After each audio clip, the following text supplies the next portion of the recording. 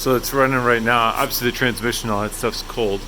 But let me see if I can set this up. Be able to see anything what's going on. This way we'll be able to get a view.